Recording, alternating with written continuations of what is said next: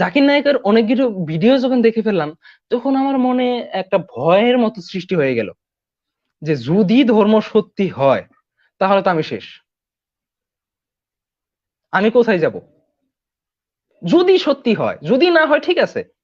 যদি ধর্ম সত্যি না হয় ঠিক আছে, ওদেরও কিছু যায় আসে না, আমারও কিছু যায় আসে না। যারা ইসলাম ধর্ম মানতেছে মানতেছে, ধর্ম সত্যি নাই তো নাই, কি বড় কথা, তাদের কোনো কষ্ট হচ্ছে না। কিন্তু কিন্তু যদি ধর্ম সত্যি হয়ে যায় তাহলে তো আমাকে দোজখে যেতে হবে। তাহলে আমার কি হবে? তো এই প্রশ্নগুলোই অ্যান্সার আমি খুঁজতে থাকলাম। তারপর হঠাৎ আমি কোন একটা ব্লগে হয়তো পড়েছিলাম, বা হয়তো এফবিতে হবে, যে কোনো একটা জায়গায় হবে, আমার এক্সাক্ট মনে নেই। সূরা বাকারার 23 আর 24 নম্বর আয়াত, ওখানে আল্লাহ একটা চ্যালেঞ্জ করেছে, হয়তো আপনার মনে আছে। আর আমি আমার বান্দার উপর যা নাজিল করেছি, যদি তোমরা সে সম্পর্কে সন্দেহ থাকে তবে তোমরা তার মধ্যে একটি সূরা তৈরি করে নিয়ে আসো। এটা একটা কিন্তু চ্যালেঞ্জ।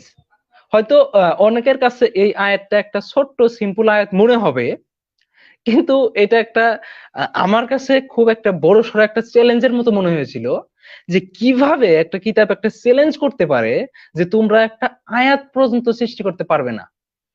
তো আমার তো মাথা ঘুরে গেল, আমি তো ইউটিউবে সার্চ করে দিলাম যে কোরআনের কোনো আয়াত, নতুন কোনো আয়াত কেউ সৃষ্টি করেছে কিনা।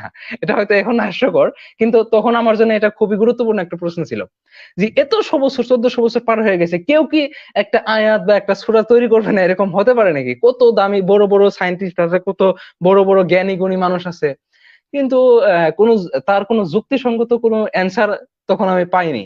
তো